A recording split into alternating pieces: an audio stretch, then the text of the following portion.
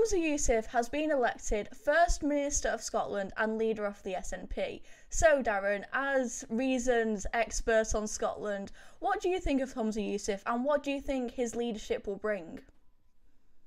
I mean, honestly, I love Scotland.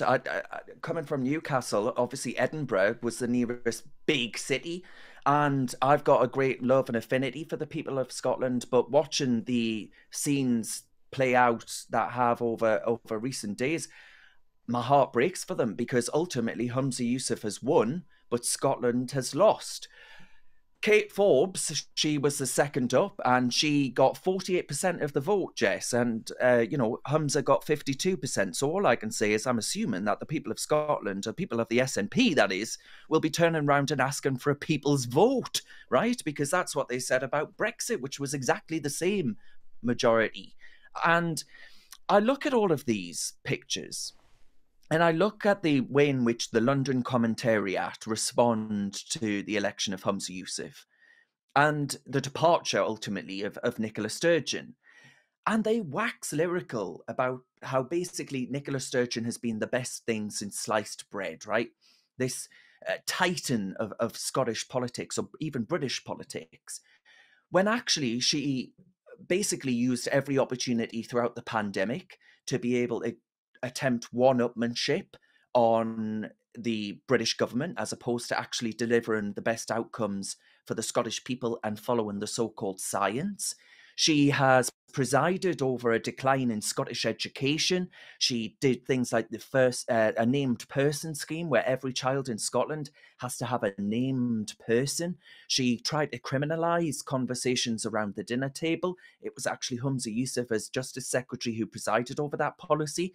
The self-ID policy, Jess, as you well know, we've discussed on this channel before, actually enabled people like Adam Bryson Isla Bryson or Adam Graham to use the self-ID policy to access women's single-sex spaces, i.e. a prison, after he was in there as a double rapist.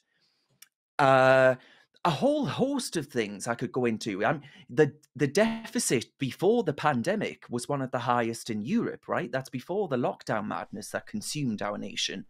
There are so many ways in which Nicola Sturgeon has actually been one of the most authoritarian, one of the most illiberal, one of the most useless leaders of any of the devolved nations, and certainly of the United Kingdom. You can say what you want about Boris Johnson, but he never did anything as what I view, frankly, wicked and destructive as Nicola Sturgeon has done. It's been almost 10 years since she was in office. She's been in power for 8, or was First Minister for 8.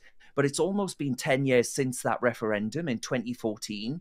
And it has been the most divisive, the most ardent block on any investment and opportunity and upskilling in Scotland, because businesses have rightly turned around and said, well, I actually don't consider Scotland a safe place to invest my money and capital because I'm worried that Nicola Sturgeon's going to get a chance to have another referendum, despite the fact she said that this was a once-in-a-generation opportunity for Scotland. Well, it hasn't been a generation since that first plebiscite, unless you consider 10 years a generation. I certainly don't. 25 years, maybe. 10 years, you're pushing it.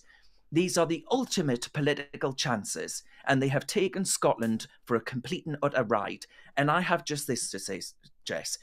I have not been, throughout my entire life, I have never ever been an ardent supporter of the Labour Party. But I tell you this for free, nothing would make me happier than to see the Labour Party, obviously I would prefer the Conservatives to do well in Scotland, but if the Labour Party did well in Scotland, my heart would sing, because we would finally be free of these charlatans in Holyrood and actually taking the Scottish people for granted and for a ride.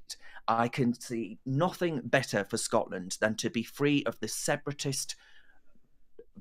Well, I was going to swear there, Jess. I won't. I'll hold back. But these separatist scumbags, frankly, I guess that is a swear word, who, as I say, have just been the ultimate chances in Scotland. So I reckon it was a really good day seeing Nicola Sturgeon go. But until Humza Yousaf and his clan are out, Scotland, it ain't over yet. Have you got what it takes to be a reasoned presenter?